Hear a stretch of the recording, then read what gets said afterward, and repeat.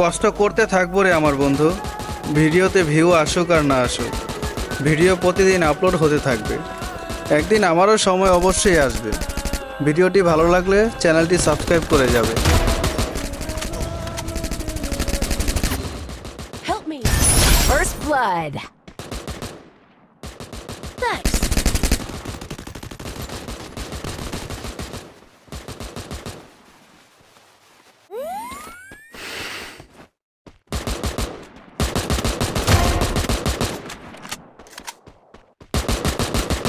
Double kill.